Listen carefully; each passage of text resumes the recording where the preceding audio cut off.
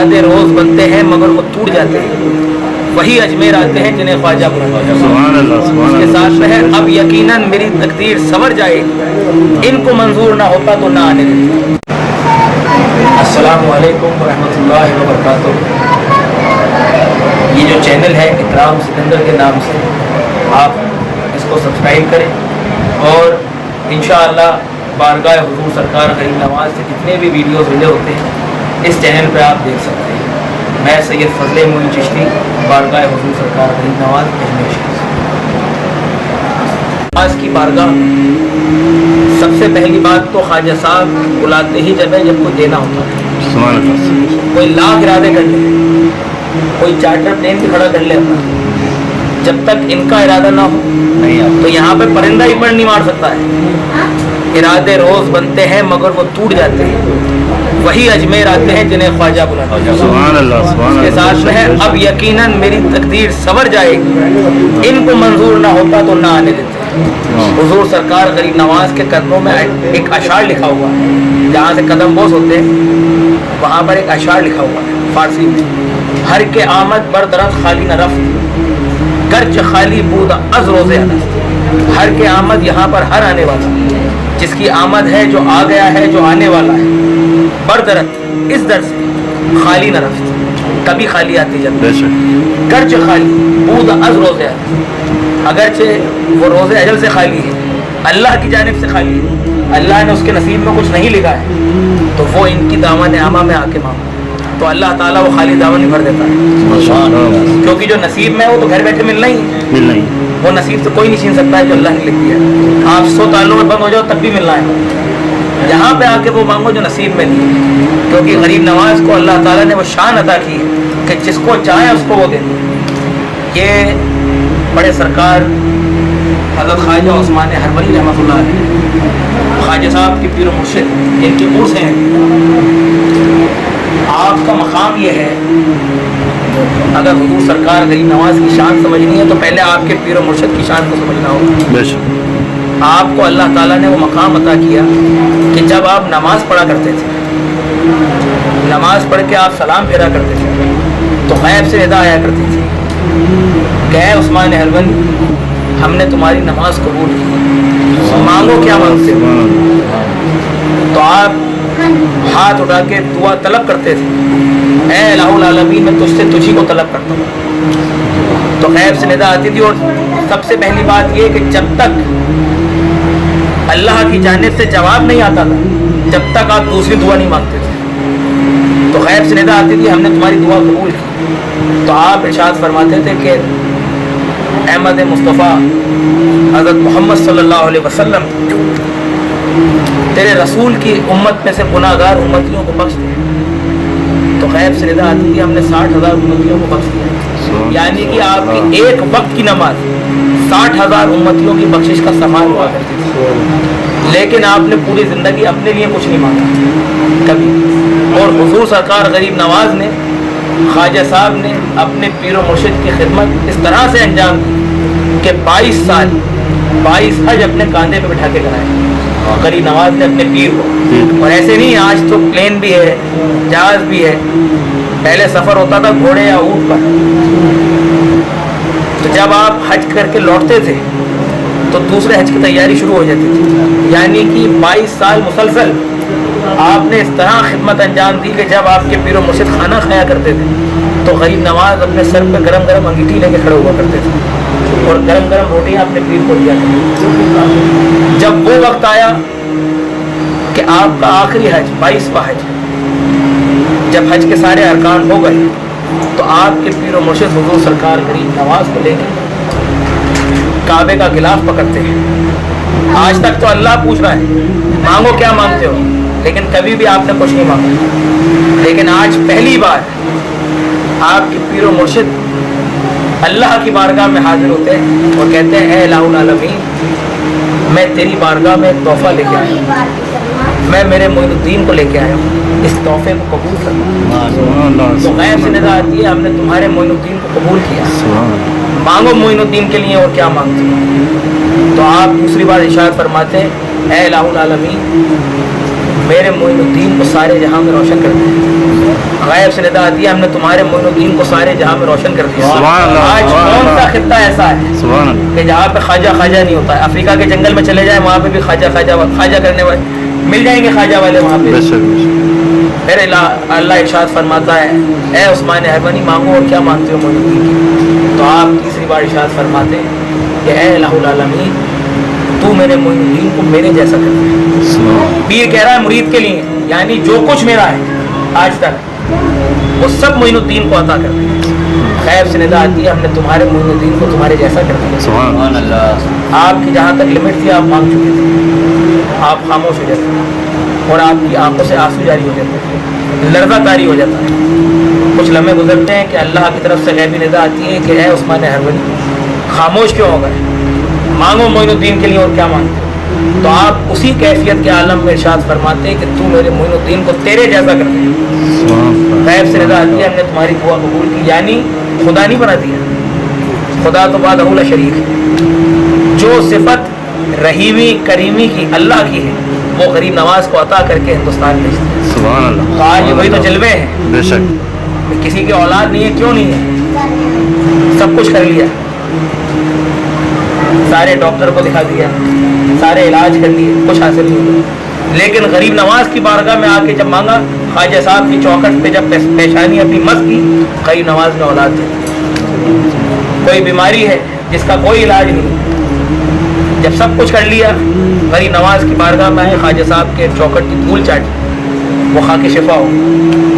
تو غریب نواز کی بارگاہ اللہ تعالیٰ نے غریب نواز کا نام آسمان کی ان بلندیوں پہ لکھ دیا ہے جہاں پر انسانی عقل کا کوئی دخل ہی نہیں, کوئی سمجھ نہیں سکتا ان کی بادشاہت کیا ہے. اور یہ آل نبی اولاد علی نائب النبی عطائے رسول ہیں. تو جب ان کے یہ معاملات ہیں تو جو ان کے آبا و اجداد ہیں مولائے کائنات حضرت علی ابن ابی طالب علیہ السلام, ان کے کیا معاملات ہوں جو ان کے بھی آقا اور مولا ہیں, جن کے صدقے میں غریب نواز ہیں. آج لوگ جہاں مولا کا ذکر ہوتا ہے لوگ کہتے ہیں صاحب یہ شیعہ ہے. یہ ماحول ایک بنا دیا ہے کہ جہاں پہ علی علی کوئی بھی کرتا ہے تو لوگ کہتے ہیں صاحب یہ شیعہ ہے. حقیقت میں اگر کوئی سنی ہے تو سب سے بڑی حضور سرور کونین صلی اللہ علیہ وسلم کی سنت ہی یہ ہے کہ مولا کائنات سے محبت کرے. لیکن آج ایک ماحول ایک ایسا بنا دیا ہے جاہلانہ کہ جہاں پہ مولا کا ذکر ہوتا ہے لوگ کہتے ہیں یہ شیعہ ہے, یہ فلاں ہے, یہ رافضی ہے. ارے مولا کائنات تو وہ ہے کہ جب حضور سرور کونین صلی اللہ علیہ وسلم حج کر کے لوٹ رہے تھے تو راستے میں ایک غدیر کا چوراہا پڑتا ہے. آج کل تو لوگ پلین سے جاتے ہیں, اس ٹائم پیدل سفر ہوتا تھا, اونٹ پہ سفر ہوتا تھا, گھوڑوں پہ سفر ہوتا تھا. تو ایک غدیر کا چوراہا ہے جہاں سے رستے کٹتے ہیں, ایک مدینے کی طرف ایک مکے کی طرف. تو جب وہ چوراہے پہ پہنچے تو اللہ کی طرف سے وحی نازل ہوئی کہ اے میرے حبیب, اے میرے رسول, آج وہ اعلان کر دو, اور اگر تم نے وہ اعلان نہیں کیا تو گویا تم نے کار رسالت کو انجام نہیں دیا. اب سوچنے کی بات صرف اتنی ہے کہ حج کر کے لوٹ رہے ہیں حضور سرور کونین صلی اللہ علیہ وسلم, یعنی حج کر کے لوٹ رہے ہیں تو ظاہر سی بات ہے نماز بتا دی, زکوٰۃ بتا دی, روزہ بتا دیا, حج بتا دیا, جبھی تو حج ہوا. لیکن یہ کون سا اعلان ہے جس کے لیے اللہ رب العزت ارشاد فرما رہا ہے کہ اے میرے رسول, آج اگر تم نے وہ اعلان نہیں کیا تو تم نے کار رسالت انجام نہیں دیا. حضور سرور کونین صلی اللہ علیہ وسلم آپ وہیں پہ قیام کیا, ساتھ میں جتنے بھی لوگ تھے ان کو وہی روکا, جو صحابہ آگے نکل چکے تھے ان کو واپس بلایا, جو پیچھے رہ گئے تھے ان کا انتظار کیا. حضور سرور کونین صلی اللہ علیہ وسلم جب بھی آپ کچھ حدیث ارشاد فرماتے تو 4 صحابہ کے بیچ میں, 10 صحابہ کے بیچ میں, 10 100 سے بولتے تھے, 100 500 سے, 500 1000 سے. لیکن یہ اعلان ایسا ہے کہ حضور سرور کونین صلی اللہ علیہ وسلم نے 1.25 لاکھ صحابہ ایک جگہ جمع کیا، اور حضور تو اگر فرش پہ کھڑے ہیں تب بھی عرش میں، حضور کو کیا ضرورت ممبر کی، لیکن جتنے بھی اونٹ تھے، اونٹ کی پیٹھ پہ جو لیدر کا جس پہ بیٹھتے ہیں اس کو کچھاوا کہتے ہیں، تو 1.25 لاکھ کچھاووں کا ممبر بنایا گیا، اور حضور اس ممبر پہ جلوہ افروز ہوئے، اور آپ ارشاد فرماتے ہیں کہ کیا میں تم سب کا مولا نہیں ہوں؟ سب نے ہاتھ اٹھا کے کہا یا رسول اللہ، آپ ہمارے آقا، آپ ہمارے مولا، آپ پہ ہمارے ماں باپ قربان، کیا میں نے تمہارے بیچ اللہ کی نعمت عام نہیں کی؟ یا رسول اللہ، آپ نے ہمیں صراط المستقیم بتایا، آپ نے ہمیں نماز بتائی، آپ نے ہمیں روزہ بتایا، آپ نے ہمیں حج زکوٰۃ، آپ نے ہمیں کلمہ دیا، دین دیا، لہذا سب نے ہاتھ اٹھا کے کہا یا رسول اللہ، آپ پہ ہمارے ماں باپ قربان، آپ ہمارے آقا، آپ ہمارے مولا، آپ ہمارے سب کچھ، آپ ہماری جانوں کے مالک۔ حضور سرور کونین صلی اللہ علیہ وسلم نے مولا کائنات کو طلب کیا، اور ممبر پہ کھڑے ہو کے دونوں ہاتھوں سے مولا کائنات کو بلند کیا، اور ارشاد فرماتے ہیں من کنت مولا فہذا علی مولا، جس کا میں مولا، دیکھ لو اس کا یہ علی مولا، جس کے لیے رسول یہ فرما رہا ہے کہ جس کا میں مولا اس کا یہ علی مولا، اور بات یہاں ختم نہیں ہوئی۔ پھر حضور سرور کونین صلی اللہ علیہ وسلم نے دعا کی کہ اے الہ العالمین، جو علی کو دوست رکھے تو اس کو دوست رکھ، جو علی سے محبت کرے تو اس سے محبت کرے، جو علی سے دشمنی رکھے تو اس کو دشمن رکھے۔ اب اتنا بڑا اعلان غدیر کے میدان میں 1.25 لاکھ صحابہ کے سامنے حضور سرور کونین صلی اللہ علیہ وسلم نے ارشاد فرمایا۔ پھر قرآن کی آیت نازل ہوتی ہے کہ آج دین مکمل ہو گیا۔ تو جس اعلان پہ، جس علی کی ولایت پہ اللہ اپنا دین مکمل کر رہا ہے، آج اگر اس ولایت کو کوئی چھوڑ دے تو کیسا مسلمان ہے؟ کیسا مسلمان ہے؟ آج یہ جتنے بھی مسلمان ہیں جو کلمہ پڑھ رہا ہے اشہد ان لا الہ الا اللہ و اشہد ان محمد رسول اللہ، کس کی سنت ہے؟ مولا کائنات۔ جب پہلی دعوت ہوئی، دعوت ذی العشیرہ، اسلام کی پہلی دعوت، جب اللہ کی طرف سے حکم ہوا ہے میرے رسول آج بتا دو لوگوں کہ آپ نبی ہیں، آپ اللہ کی نعمتیں عام کرنے کے لیے لوگوں کے بیچ میں آئے، تو حضور سرور کونین صلی اللہ علیہ وسلم غار حرا سے نکلے، آپ نے مولا کو طلب کیا، آپ نے کہا یا علی دعوت کا اہتمام کرو، قرابت داروں کو بلاؤ۔ تمام مکے کے سردار ابو جہل، ابو لہب، یہ سب جمع ہوئے، دعوت ہوئی، کس کے گھر میں؟ حضرت ابو طالب علیہ السلام کے گھر، مولا کائنات کے گھر، سب نے کھانا کھایا۔ جب وہ وقت آیا کہ سب نے کھانا کھا لیا، حضور خطبہ دینے کے لیے کھڑے ہوئے، جیسے ہی رسول نے خطبہ دینا شروع کیا، ابو جہل، ابو لہب نے مداخلت کی، مجمع کو بھڑکایا کہ محمد ہمارے خداؤں کو غلط کہتا ہے، نعوذ باللہ۔ تمام مجمع کو لے کے وہ چلے۔ پھر حکم ہوا، دوسرے دن پھر دعوت ہوئی، پھر سب نے کھانا کھایا۔ پھر جب سب نے کھانا کھا لیا، رسول کھڑے ہوئے خطبہ دینے کے لیے، پھر ابو جہل، ابو لہب نے مداخلت کی، سب مجمع کو لے کے چلے گئے۔ تیسرے دن پھر دعوت ہوئی، سب نے کھانا کھایا۔ جب حضور سرور کونین صلی اللہ علیہ وسلم خطبہ دینے کے لیے کھڑے ہوئے تو ابو جہل، ابو لہب نے واپس سے مداخلت کرنے کی کوشش کی۔ اتنے میں سے کونے میں سے مولا ابو طالب علیہ السلام کھڑے ہو گئے اور ابو جہل کے گریبان میں ہاتھ ڈال کے بٹھاتے ہیں اور کہتے ہیں خبردار ابو طالب تجھے اس وقت تک یہاں سے ہلنے بھی نہیں دے گا جب تک میرا بیٹا محمد اپنی بات پوری نہ کرے۔ ابو جہل کے گریبان میں ہاتھ ڈالنے کا مطلب یہ تھا کہ آج پرائم منسٹر کے گریبان میں کوئی ہاتھ ڈال سکتا ہے،